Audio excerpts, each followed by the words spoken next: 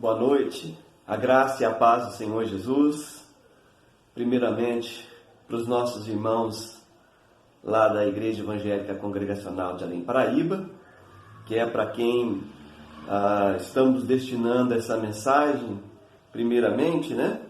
Mas também para aqueles que vão ter a oportunidade de acompanhar essa mensagem também quando nós postarmos aí no nosso canal, tá?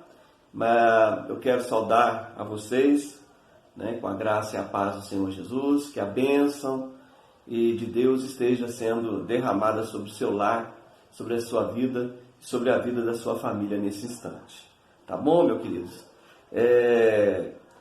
Bom, eu gostaria que você abrisse comigo lá em Gênesis capítulo 21. Gênesis capítulo 21. É o texto que vai servir de base para a nossa meditação nessa noite. Vamos lá? Gênesis capítulo 21, versículo do 1 ao 7. Quero que você acompanhe essa leitura comigo. Visitou o Senhor a Sara, como lhe dissera, o Senhor cumpriu o que lhe havia prometido. Sara concebeu e deu à luz a um filho, a Abraão na sua velhice, no tempo determinado que Deus lhe falara. Ao que lhe nasceu, que Sara lhe dera a luz, pôs Abraão o nome de Isaque. Abraão circuncidou o seu filho Isaque quando este era de 8 dias, segundo Deus lhe havia ordenado. Tinha Abraão 100 anos, quando lhe nasceu Isaque, seu filho. E disse Sara: Deus me deu motivo de riso, e todo aquele que ouvir isso vai rir-se juntamente comigo. E acrescentou: quem teria dito a Abraão que Sara amamentaria um filho? Pois na sua velhice lhe dei um filho. Amém? Que Deus abençoe a sua palavra, nos prepare para que nós estejamos receptivos àquilo que o Senhor quer falar conosco nessa noite. Que Ele conceda aos nossos corações espírito de revelação e de sabedoria, né? Para que, iluminados os olhos do nosso coração, nós possamos compreender aquilo que Ele quer nos passar nessa noite, em nome de Jesus. Amém? Queridos, eu quero falar um pouquinho sobre alegria, né? Qual foi os seus momentos de maior alegria que você teve na vida, né? Para alguns vão dizer que foi quando você se casou, outros vão dizer que quando lhes nasceu os filhos, ou não tem como comparar, foi momentos alegres diferentes, né? O casamento, os filhos, enfim, aqueles que ainda não se casaram, o dia da sua formatura, se for uma menina, seu aniversário de 15 anos, talvez tenha sido algo especial para você, né? Os rapazes que já conseguiram tirar sua carteira de motorista, foi o dia que eles conseguiram passar no exame, né? São momentos que trazem alegria, né? Principalmente quando esses momentos vêm acompanhados de muito esforço. Quando você se preparou para passar no vestibular, no Enem, e você conseguiu êxito, né, nesse seu esforço, né, passar em algum curso público, um concurso público, e você conseguiu, né? Isso são motivos de alegria, coisas que fez com que coisas que fizeram que as pessoas que estivessem na sua volta comemorassem esse momento contigo, né? Então são momentos de alegria, né? Que vem, principalmente quando vem depois como recompensa de muito esforço, mas também, né, simplesmente às vezes presentes inesperados, né? Quanto de nós às vezes não estamos esperando uma coisa boa, né, e ela acontece sem que nós fizéssemos esforço algum para merecer, né? Então, são presentes, a graça de Deus, o seu favor imerecido, né? E Deus é aquele que nos permite ter esses momentos de alegria, né? Porque nosso Deus, Ele é um Deus de alegria. O próprio Deus reconhece na sua palavra, né, que estes momentos de alegria para o ser humano, né?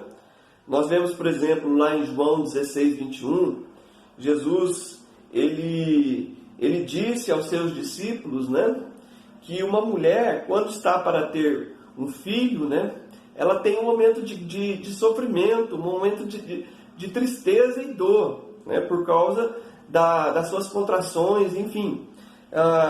E o momento do parto é um momento dolorido, mas depois que ela tem o seu filho, ela até esquece da dor que teve por causa da alegria, do prazer de ter trazido um filho ao mundo, né? E Jesus estava dizendo que, referindo-se à sua partida, mas quando ele viesse, ele traria grande alegria que ninguém poderia retirar, né? Enfim, também a Bíblia reconhece o casamento como um momento de grande alegria, né?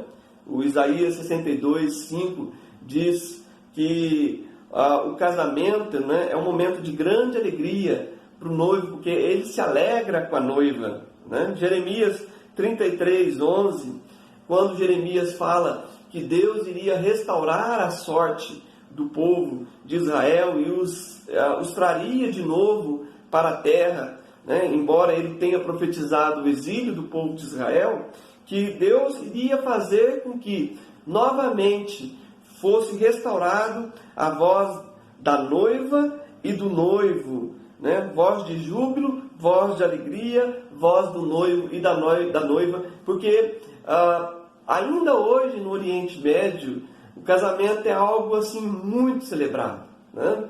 Desde a festa do noivado até a festa que ocorre do casamento, tem uma festa separada para o noivo, tem uma festa separada para a noiva. Eles, quando compram os móveis, saem com os móveis, né? Isso pelo menos na Jordânia é assim, saem com os móveis na rua buzinando, né? Então assim, é um momento de grande alegria, ainda hoje, né? No Oriente Médio, é um momento de grande alegria, que também é também para nós, né? No Ocidente também. As pessoas gastam rios de dinheiro fazendo aí casamentos caros, né? Porque querem fazer algo memorável, né? Algo esplêndido, porque é um dia de alegria, um dia de alegrias para as famílias, família da noiva, família do noivo, enfim. A Bíblia reconhece que o casamento também é um momento de grande alegria. É por isso que a Bíblia compara o nosso encontro com Jesus, né, como casamento, né, da noiva com o cordeiro, né? Então vai ser um momento de grande alegria, um momento que será celebrado com a festa das bodas do cordeiro. Outra coisa que a Bíblia reconhece também, que era um motivo de alegria para aquele povo que tinha ainda uma economia baseada em coisas assim bem primitivas, né? Como a agropecuária, que era o momento da colheita, né? Que diz lá em Isaías 9:3, né? Quando a palavra do Senhor diz: tens multiplicado a este povo, a alegria lhe aumentaste, como no tempo da colheita, como quando eles se recolhem os despojos depois de uma guerra, né? Também é um outro momento de alegria, quando eles tinham vitória no momento de guerra, né? E principalmente quando essa vitória vinha com despojos, né? Porque quando você vencia um povo numa guerra, você poderia recolher armas, poderia recolher animais, o alimento que porventura esse povo teria trazido para a guerra. Então era um momento de grande alegria, um momento de dividir, né, as recompensas de ter vencido uma batalha, né? Então a Bíblia reconhece esses momentos de alegria, né? Enfim, há outros momentos de alegria, né, que a Bíblia reconhece também, que é a restauração e cumprimento de promessas. Quando você vê pessoas na Bíblia que receberam promessas, mas tiveram que esperar um tempo muito longo. Aconteceu isso com Abraão, né? Enfim, aconteceu isso com outros servos de Deus que receberam promessas, né? E principalmente promessas que vinham no encontro de pessoas que estavam em situação de derrota, miséria, em situações que precisavam de uma mudança na sua vida, e essa restauração trouxe alegria, né? Como por exemplo o Salmo 126, que diz que o povo estava no cativeiro, né? E aí o salmista diz que o Senhor restaurou a sorte deles e eles ficaram como quem sonha, né? Algumas versões diz, quando o Senhor trouxe de volta os cativos da Babilônia, né? Ficamos como quem sonha. Então foi um tempo de alegria, um tempo de restauração. Eu quero até já dizer para vocês que eu vou enfatizar um pouquinho sobre isso, né? De acordo com a história de Sara, né? Que foi uma restauração que Deus fez na vida dela, né? De algo que era motivo de vergonha para ele, né? Deus promete na sua palavra, né?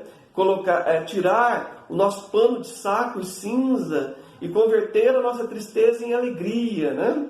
Então, e dar-nos vestes de alegria e de louvor, tá? Então é promessa de Deus. Se você tem passado um tempo difícil, creia na palavra. Deus pode reverter essa situação e te dar tempo de alegria. Eu vou falar sobre isso hoje, né?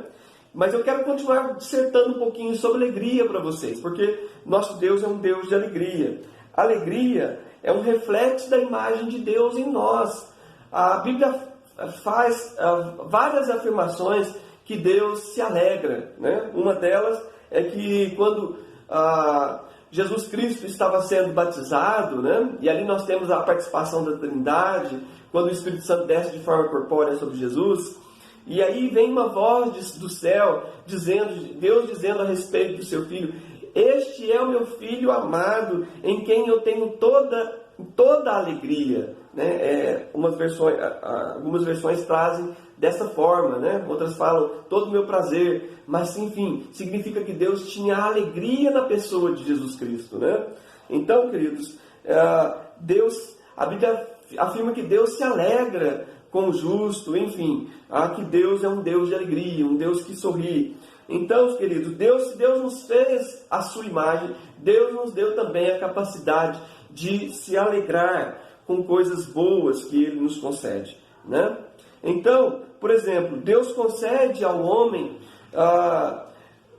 motivos para sentir prazer e alegria, né? Se você vai, por exemplo, em Eclesiastes, capítulo 5, Eclesiastes, capítulo 5, dos versículos 18 ao 20. Vou abrir aqui para vocês, né? E a gente vai ler.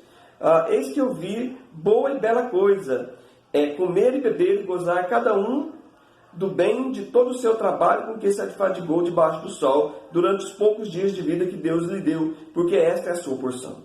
Quanto ao homem a quem Deus conferiu riquezas e bens, e lhe deu o poder para deles comer e receber a sua porção, e gozar do seu trabalho, isso é dom de Deus, porque não se lembrará muito dos dias da sua vida, porquanto Deus lhe enche o coração de alegria.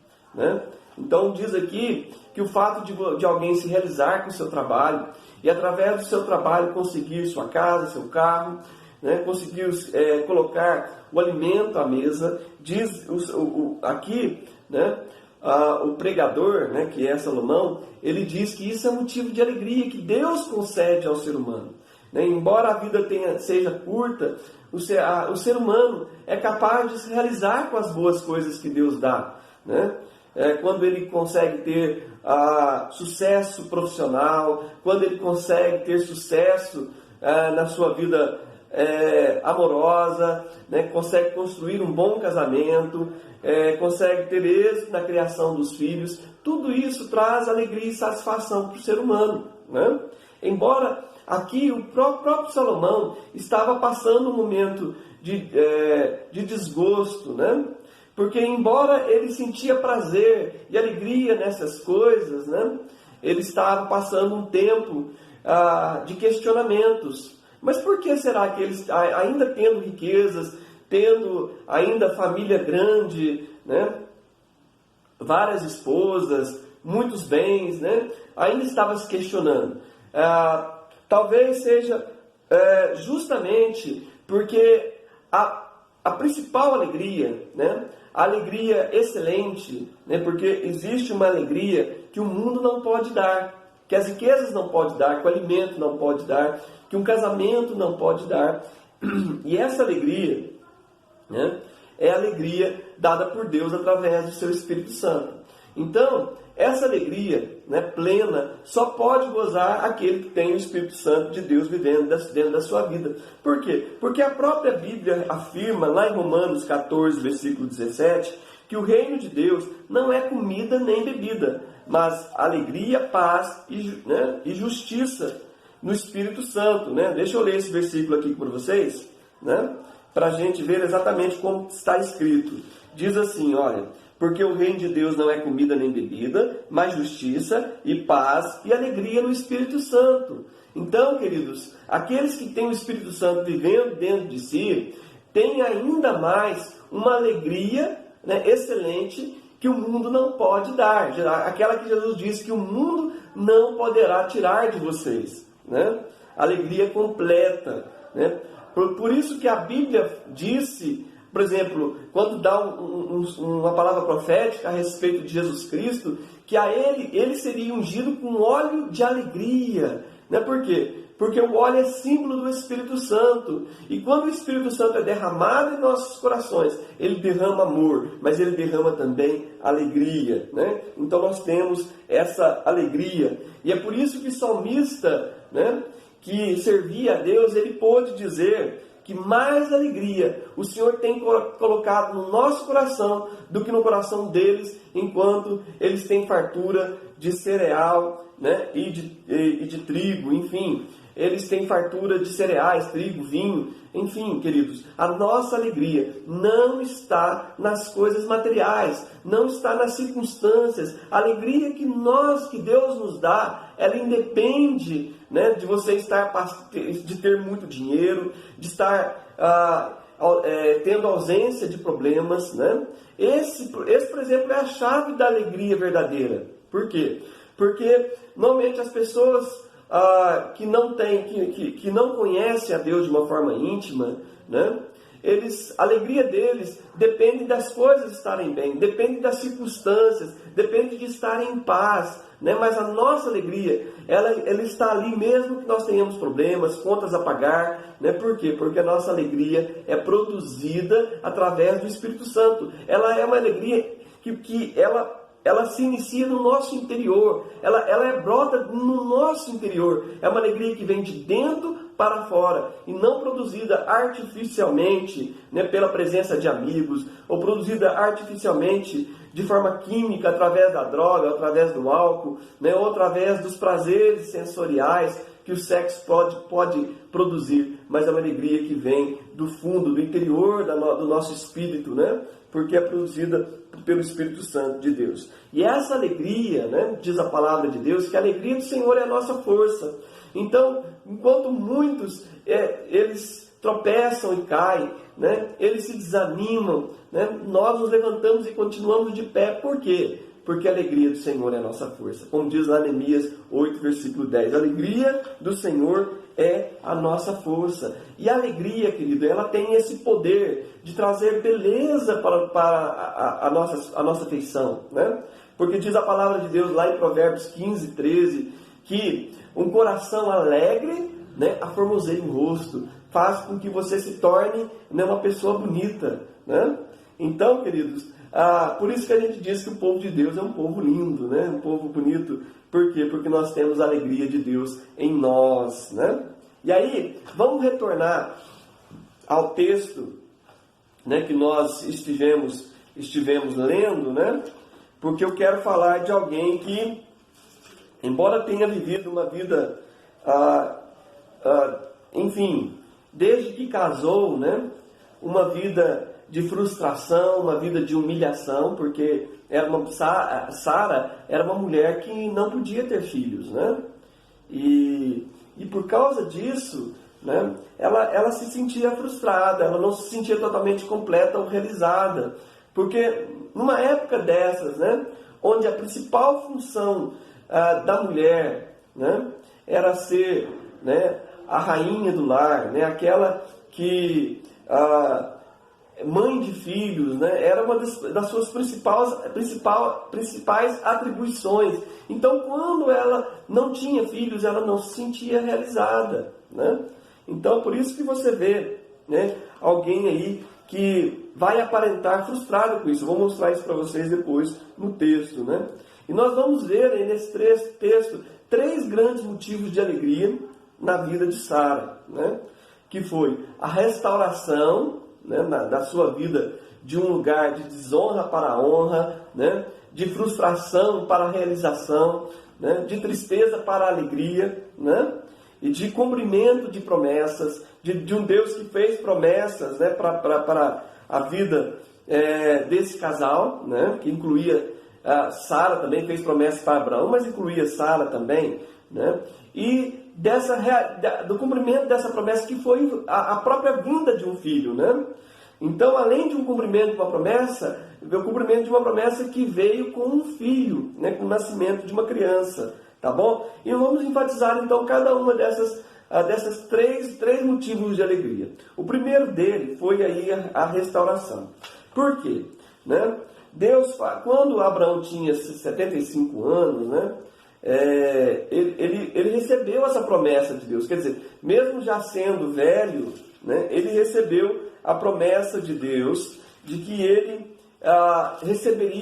seria pai, né, enfim, de uma grande nação, de uma multidão, né? E Deus então confirma essas promessas posteriormente, mas levou tempo para essa promessa se cumprir, né? Já era bem velho, né, Abraão, né, quando Deus manda com que ele ande na presença dele, né, e se fosse perfeito diante do Senhor, né? Então, queridos, Deus cumpre a sua promessa na vida desse casal, né? Então restaura a posição de uma mulher que vivia a vergonha de não ser mãe, né?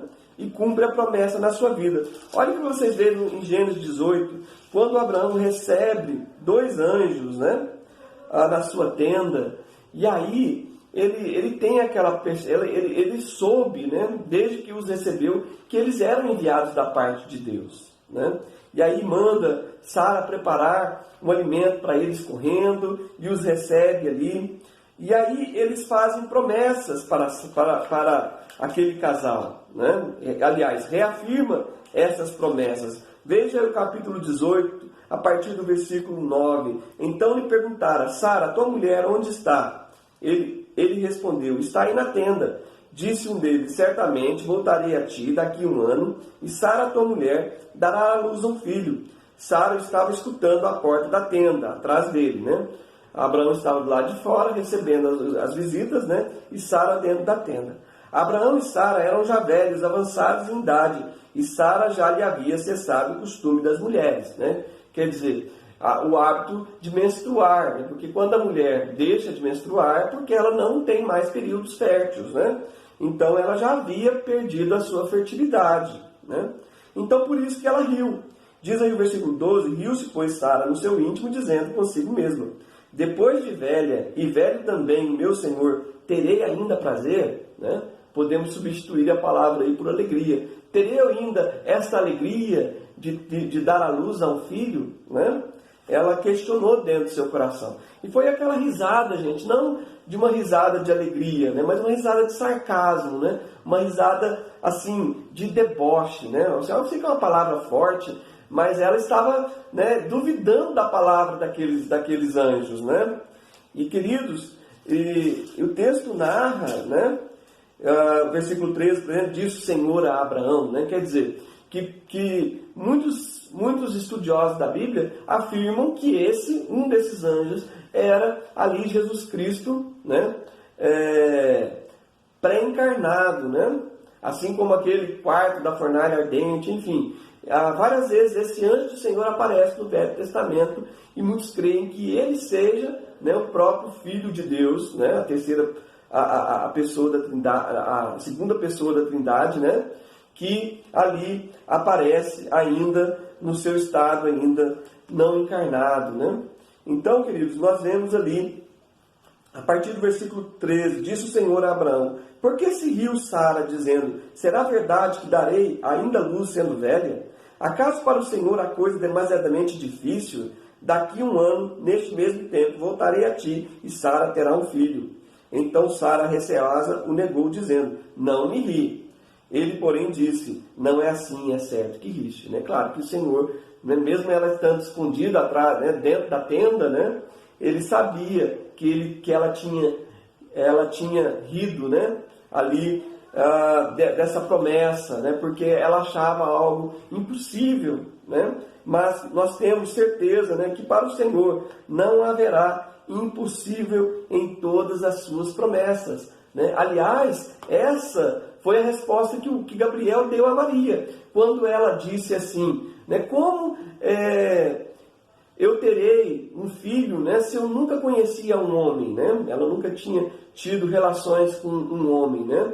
Aí o anjo respondeu para ela algo semelhante aqui ao que o anjo respondeu também para Abraão e Sara, né? Não há nada de demasiadamente difícil para o Senhor. Por acaso haverá impossíveis para o Senhor nas suas promessas? Então, querido, se Deus tem promessas aí na palavra, e você já leu, e sentiu que aquela promessa era para você, né?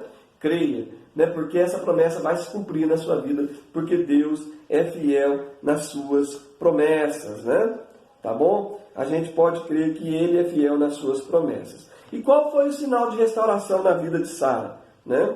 Foi o riso, porque quando passou um ano, né, o que aconteceu com Sara? Ela disse que, né, no versículo 6 do capítulo 21, Deus me deu motivo de riso, todo aquele que ouvir isso vai rir-se juntamente comigo, né?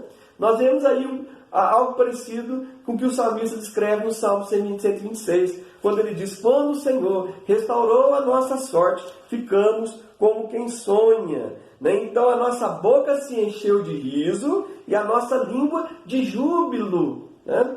Então, entre os povos se dizia, grandes coisas tem feito o Senhor por eles. E eles puderam confirmar, com efeito, grandes coisas tem feito o Senhor por nós. Né? Você passa momentos difíceis, né? Mas quando o Senhor vem ao seu encontro, né, restaurando o seu casamento, ou restaurando, né, a sua saúde, restaurando a sua vida espiritual, restaurando, enfim, restituindo um emprego perdido, né?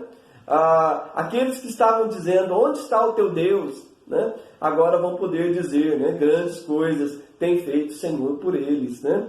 Então, nós podemos dizer sim, com efeito, grandes coisas tem feito o Senhor por nós, por isso estamos alegres. A alegria de Deus na nossa vida deve servir de testemunho para as outras pessoas, pois foi isso que Sara, ela disse, né?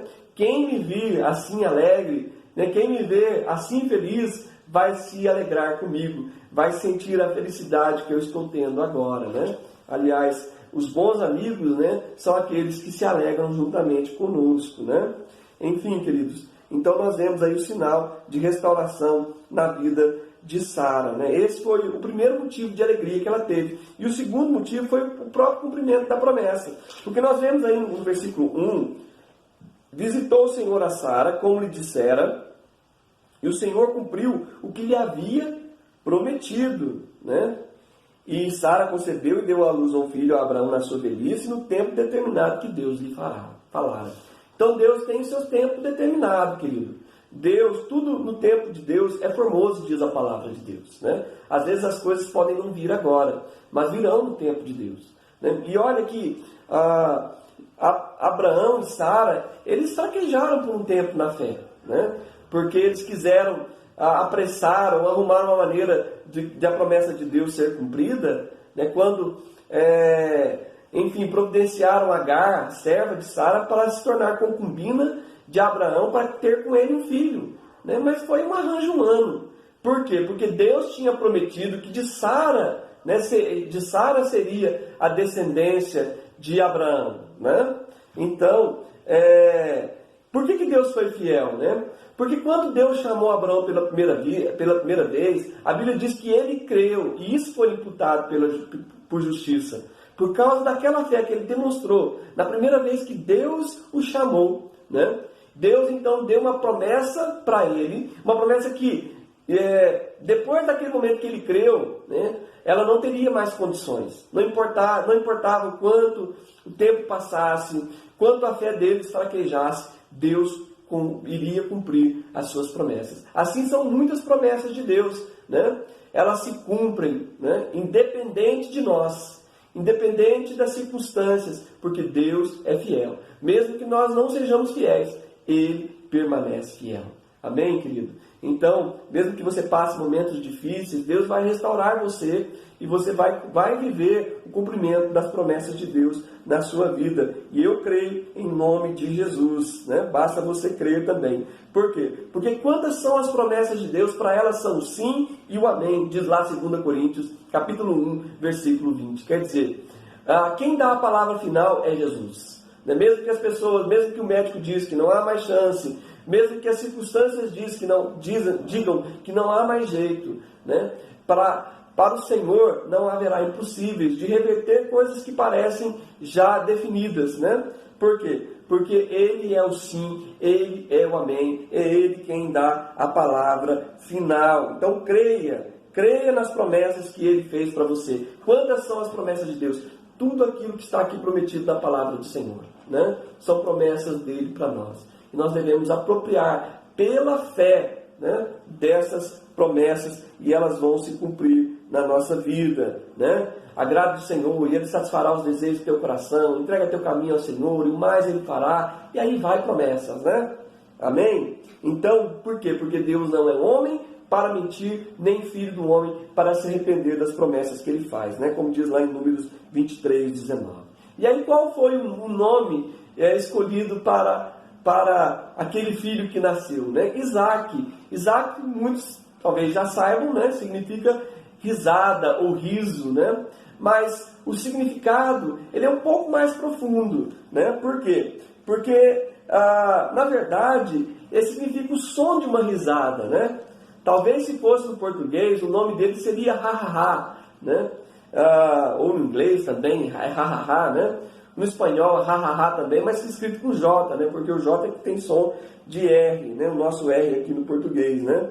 Ou kkk. É o som que os coreanos fazem, né? Que, né? Ri, o povo de Moçambique faz esse som para risada, né? Então seria no hebraico sak, né? Que é o som, né, para uma risada. Então por isso o nome dele foi Isaac, né? Então, para vocês entenderem um pouquinho melhor por que ele se chamou Isaac, né? Provavelmente quem tem escolhido o nome, né, foi a própria Sara, né? Porque ela mesmo diz aí, né? Porque Deus me deu motivo de riso. Então quer dizer, mesmo que Abraão tenha colocado o nome, né, foi por causa que Sara disse isso, né? Porque Deus me deu motivo de riso, o nome dele vai ser Isaac, né? Queridos, e assim como esse filho trouxe alegria, né? Nós queremos agora usar a figura de Isaac, né, como um tipo de Cristo, né? Porque assim como Isaac era o filho esperado, né, que traria alegria para aquela família, né, Jesus é também a alegria de todos os povos da terra, né? Então, nesse sentido, Isaac tipifica Cristo, porque diz lá em Isaías 9, né, um trechinho que parte dele eu até já li para vocês aqui, né? E diz lá Isaías capítulo 9, né? Isaías capítulo 9, versículo 3, Isaías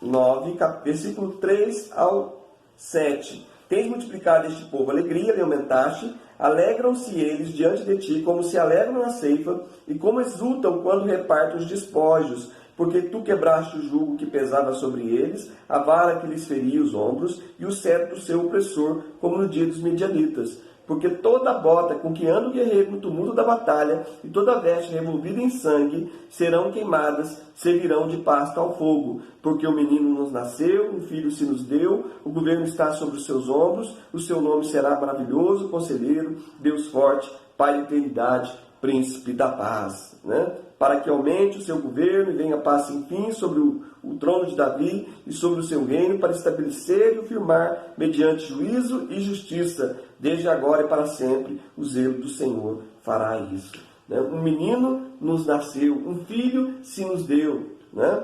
E esse foi o motivo que Deus fez com que aumentasse a alegria, que a alegria deles fosse multiplicada, como no tempo da ceifa, como no tempo, né, em que se divide os despojos, né, depois de uma guerra, né? E a promessa seria de toda a opressão sendo retirada, a vara do opressor sendo quebrada, do inimigo, do pecado, enfim. E Jesus inauguraria um reino de paz, né? Paz para aqueles que o aceitassem como Senhor de sua vida, aqueles que aceitassem se inserir dentro do reino dele, né? Por quê? Porque o seu reino não teria fim, desde que ele tomasse o governo. Então, independente de que o mundo esteja em guerra, né? Aquele que tem Jesus tem a paz de Jesus, tem a alegria de Jesus, tem, né, o seu senhorio sobre a sua vida, de um Deus que é maravilhoso, conselheiro, Deus forte, Pai da eternidade, príncipe da paz, né, para que venha paz sem fim. Então já experimenta em sua vida, né, aquilo que o mundo vai experimentar, e aquilo que muitos acreditam ser um milênio, quando Jesus reinará sobre a terra, né? Então Jesus é para nós essa alegria que Isaac deu aos seus pais, né? Esse foi o terceiro motivo de alegria para Sara, que foi a vinda de Isaac, né? Então, queridos, Jesus é aquilo que Deus tinha de melhor para nos dar, né? Ele é a fonte de alegria de Deus, como nós vimos lá em Mateus 3,17, né? Quem meu filho amado, em quem tem toda alegria, né? Então imagine, se Jesus é alegria para Deus, o que Jesus é para nós, né? Ele é a fonte de toda alegria, ele é o centro da alegria, né? Lá em Malaquias 4, versículo 2, diz que virá o sol da justiça, trazendo em suas asas salvação, e vós saireis, né? E saltareis como bezerros soltos, né, da estrebaria, né? Então imagina, eu não entendo muito disso, né? Eu não tive oportunidade aí já fui em fazenda, mas de entender isso aí, o que é um bezerrinho quando você solta ele, né, depois de ter mantido ele preso por um tempo, mas eu imagino que ele, né, sai com toda alegria saltitando, né? E essa vai ser o tipo de alegria que nós vamos ter, né, quando Jesus Cristo vem à nossa vida e trazendo salvação, né? Essa é a alegria que nós temos quando Jesus passa a reinar em nosso ser, né? Então, queridos, ter a alegria de Deus em nós significa nos alegrar com as coisas de Deus. Por exemplo, o salmista disse no Salmo 121, versículo 1, alegrei-me quando me disseram, vamos à casa do Senhor. Ir à casa do Senhor é motivo de alegria, e não de algo que você sente pena, ou se sente, enfim, sente a obrigação de fazer, né? É um fardo para você. Para o crente que sente alegria em cultuar a Deus, né, ele vê isso como algo que traz satisfação ao seu coração, né? O crente tem prazer na vida de outro crente, né? Pois o salmista diz no Salmo 16, versículo 3, né? Se você abrir comigo lá, você vai ver ele dizendo o seguinte, Salmo 16, Salmo 16, versículo 3. Quanto aos santos que há na terra, são eles notáveis, no quais tenho todo o meu prazer, tenho toda a minha alegria, né? Prazer é um sinônimo para alegria, né? Então diz que ele tinha prazer em estar com o povo de Deus. Quando eu ia na igreja, eu gostava muito do culto, mas eu gostava também de quando o culto terminava e a gente tinha o costume de ir para uma pracinha próxima à igreja, né? E lá a gente compartilhava as bênçãos da semana, né? A gente, enfim, levava um violão e começava a cantar, era uma oportunidade de evangelizar as pessoas que estavam à volta, né? Eu sentia muita alegria e prazer de estar com o povo de Deus, né? Então, quando o povo de Deus tem essa alegria de Deus, ele tem também alegria nas coisas de Deus. E quando você pede esse entusiasmo pelas coisas de Deus, entusiasmo de estar com as pessoas do Senhor, querido, talvez seja o momento de você consultar o seu coração, de rever alguma coisa em sua vida, porque talvez você tenha perdido algo muito precioso, né, que a Bíblia chama de alegria da salvação. Quando nós vemos Davi pecando ali, né, desejando Batseba, e ali se deitando com ela, né, e depois vendo que ela ficou grávida, né, em vez de se arrepender do seu pecado, ele endureceu o seu coração e quis isso corrigir aquele problema de uma forma humana, cometendo um pecado ainda maior, que foi trazer o seu soldado que estava na guerra, né, para se deitar com a sua esposa, para que ele, né, tendo se deitado com ele, o filho parecesse que era do próprio marido. Mas o que acontece? Esse homem se recusa a deitar-se com ela. Davi não restou outra coisa senão, né, colocá-lo na frente da batalha para morrer. Então ele foi responsável pela morte de seu soldado, né? E ali foi preciso de Natã vir até ele, né, e denunciar o seu pecado, né? O profeta foi e denunciou o seu pecado. E aquilo foi um motivo de grande vergonha para Davi. Porque Deus disse que colocaria às claras tudo aquilo que ele fez de errado para todo mundo saber. E aí bate um arrependimento profundo na vida de Davi, né? Aí ele compõe o Salmo 51, quando ele diz aí, no versículo 5, eu nasci na iniquidade, em pecado me concebeu a minha mãe, eis que te compraz na verdade no íntimo e no recôndito, me faz reconhecer a sabedoria, purifica-me com hisopo e ficarei limpo, livra-me e ficarei mais alvo que a neve, faz-me ouvir júbilo e alegria, para que exultem os ossos que esmagaste. Quer dizer, ele não estava sentindo mais nem júbilo, nem alegria, senão a pressão da mão de Deus sobre a sua vida, né? Esconde o rosto dos meus pecados e apaga todas as minhas iniquidades. Cria em mim, ó Deus, um coração puro e renova dentro de mim um espírito inabalável. Não me repulses da tua presença, nem me retires o teu santo espírito. Restitui-me a alegria da tua salvação e sustenta-me com espírito voluntário. Ele estava dizendo o quê? Né? Que ele não estava sentindo mais a presença de Deus, né? Ele estava pedindo a Deus que não deixasse que o Espírito Santo continuasse ausente da sua vida, né? Não retire de mim o seu Santo Espírito, restitui-me a alegria da sua salvação. Por quê? Porque o pecado faz separação entre Deus e o homem. A presença de Deus não era mais visível na vida de Davi. Então, ele não podia mais ouvir júbilo e alegria. Ele não podia mais sentir a alegria produzida, né, pelo óleo do Espírito Santo na sua vida, né? Então, por isso, ele estava se sentindo assim, mal, né, longe de Deus. Então, querido, não abra mão da alegria do Espírito Santo na sua vida, né? Então, você precisa voltar-se para o centro da alegria, né? Por quê? Porque o Filho de Deus, ele está no seio do Pai. Então, se há o centro da vontade de Deus, essa é Jesus. Esse é o plano de Deus para a sua vida, que você viva Jesus, para que você possa dizer com Paulo, o meu viver é Cristo. E quando você vive Cristo, você está no centro da vontade de Deus. E aí diz o salmista ainda, né, no Salmo 16, no versículo 11, tu me farás ver os caminhos da vida.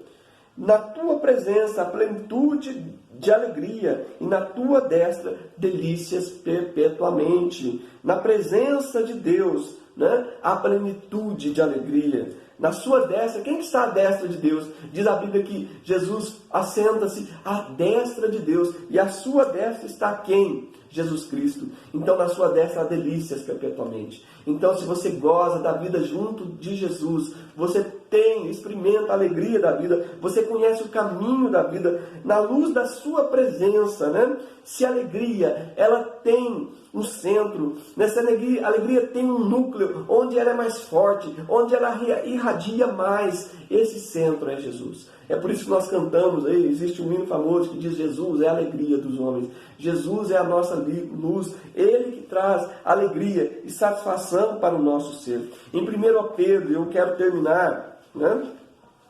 Já estou terminar com esse texto, né? 1 Pedro, primeira epístola de Pedro, versículo 1, capítulo 1, versículo 8, né? Vejam só o que Pedro vai dizer. Que palavra maravilhosa, olha só. Diz assim, vou ler o finalzinho do 7. Redunde em louvor, glória e honra na revelação de Jesus Cristo, a quem não havendo visto há mais, no qual não vendo agora, mas crendo exultais com alegria indizível, cheia de glória. Alegria indizível, cheia de glória. Imagina uma alegria que você não tem palavras para expressar, não tem palavras para dizer. Quando eu tive minha primeira experiência da plenitude do Espírito Santo, aquilo que os pentecostais chamam de batismo do Espírito Santo, né?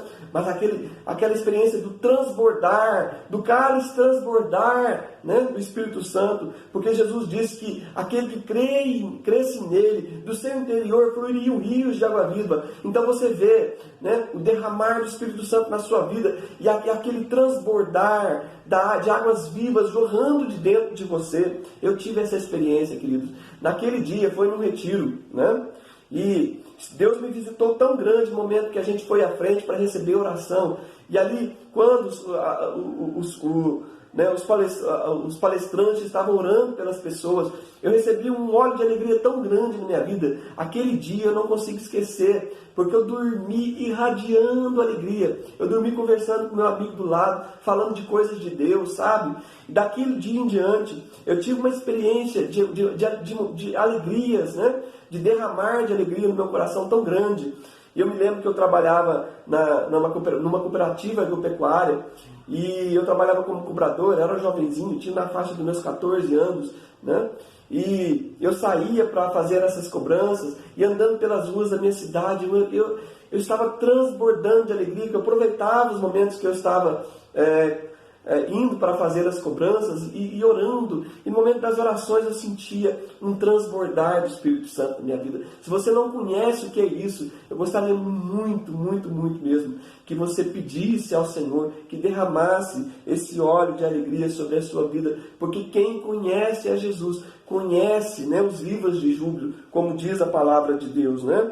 Uma alegria indizível, cheia de glória. Por quê? Porque Jesus é a fonte da água viva. Ele é o motivo da nossa alegria. Amém, queridos? Então, que você, né, goze a alegria que o Filho de Deus, o Filho que nos foi dado, né, Ele traz para nós, em nome de Jesus Cristo. Amém? Deixo aí meu abraço, meu e da minha família, né, da Érica, da Karina, da Mariana, para, né, o presbítero Paulo, né, a Miriam e todos os irmãos, né? Se eu fosse citar aqui, a gente ia gastar muito tempo, mas eu sempre lembro, recordo de cada um de vocês com muito amor, com muita saudade. Espero em breve estar com vocês. Amém? Que Deus abençoe a vida de cada um de vocês.